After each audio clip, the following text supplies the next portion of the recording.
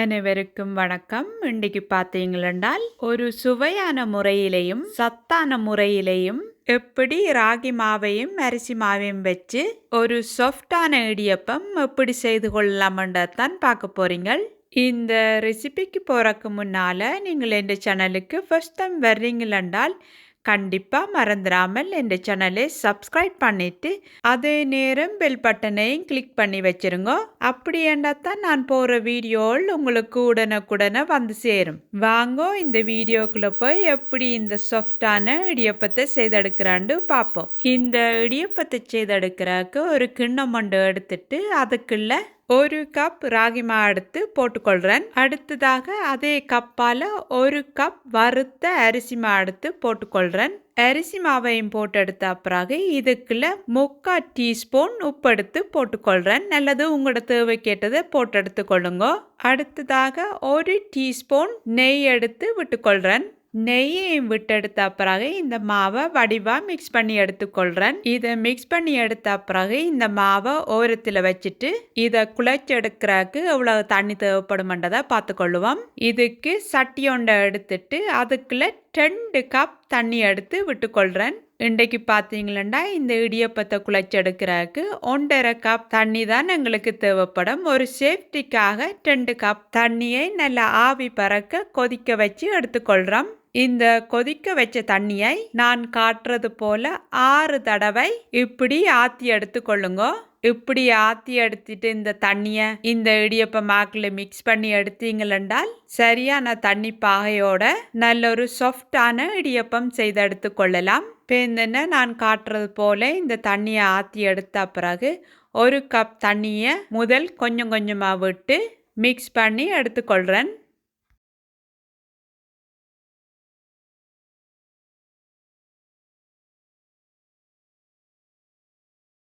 இந்த 1 கப் தண்ணியை வடிவாக மிக்ஸ் பண்ணி எடுத்த பிறகு திருப்பவும் 1/2 கப் தண்ணி எடுத்து இந்த பக்குவத்துக்கு மிக்ஸ் பண்ணி எடுத்துக்கொள்கிறேன். நான் சொன்னது போல் 2 கப் மாவுக்கு உங்களுக்கு இந்த 1.5 கப் தண்ணி சரியாக இருக்கும். இந்த இடியப்பத்தை பார்த்தீங்கன்னா நல்ல ஒரு ஆரோக்கியமான இடியப்பமாகும். பேந்தனே இந்த மாவை வடிவாக மிக்ஸ் பண்ணி எடுத்த பிறகு இடியப்பம் புளிஞ்செடுக்கும் மாத்திரம் இதை வடிவாக கவர் பண்ணி வச்சுக்கொள்கிறேன். நான் இன்றைக்கு பார்த்தீங்களா இந்த இடியப்பத்தை புளிஞ்செடுக்கிறதுக்கு இந்த உரலும் இந்த தட்டுவலும் தான் பாவிக்க போகிறேன். அதுக்கு இந்த மா ஒட்டாமல் இருக்கிறதுக்காக எண்ணெய் பூசி எடுத்துக்கொள்கிறேன். இந்த இடியப்பத்தை புளிஞ்செடுக்க முதல் ஒரு சட்டியில் தண்ணி வச்சு இடியப்பம் அவைக்கிறதுக்கு ரெடியாக கொதிக்க வச்சுக்கொள்கிறேன். பேந்தனே இந்த விதத்தில் எல்லா தட்டுவலுக்குள்ளேயும் இந்த இடியப்ப மாவை புளிஞ்செடுத்துக்கொள்கிறேன். நான் சொல்கிற அளவுக்கு மாவையும் போட்டு அந்த சூட்டில் அந்த அளவுக்கு தண்ணியும் விட்டீங்களென்றால் உங்களுக்கு இடியப்பம் புளியும் போதே தெரியும் ஒரு சாஃப்டான இடியப்பம் செய்தெடுக்கலாமண்டு. இப்படி எல்லா இடியப்பத்தையும் புளிஞ்சு எடுத்த பிறகு இந்த இடியப்பத்துக்கு ஒன்றும் சுவையை கொடுக்கறதுக்காக இந்த இடியப்பத்துக்கு 1 டீஸ்பூன் அளவு திருவிய தேங்காய் பூ எடுத்து போட்டுக்கொள்கிறேன். இப்படி எல்லா இடியப்பத்துக்கும் செய்து எடுத்துக்கொள்ளுங்க.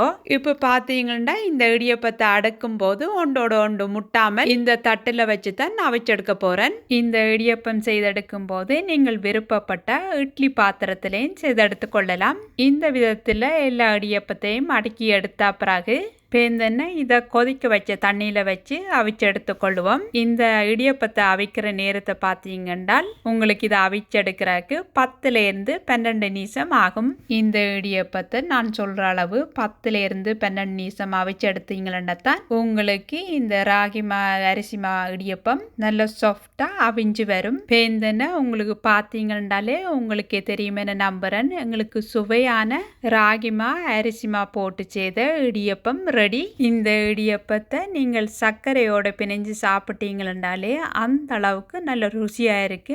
அல்லது நீங்கள் மற்ற இடியப்பங்கள் சாப்பிட்றது போல சட்னி, சம்பல், கறி, எங்களோட இலங்கை முறையில் வைக்கக்கூடிய சொதி அந்த அளவுக்கு நல்ல ருசியை கொடுக்கும். கண்டிப்பாக இந்த ரெசிபியை ட்ரை பண்ணி பாருங்க. உங்களுக்கு இந்த ரெசிபி பிடிச்சிருந்தா கண்டிப்பாக மறந்துடாமல் எனக்கு கமெண்ட்ஸில் சொல்லுங்க. அதே நேரம் இதை மற்றவைக்கும் பகிர்ந்து விடுங்க. இவ்வளவு நேரம் இந்த ரெசிபியை பொறுமையாக இருந்து பார்த்ததுக்கு மிக்க நன்றிகள். அடுத்த இன்னொரு நல்ல ரெசிபியோடு சந்திக்கிறேன்.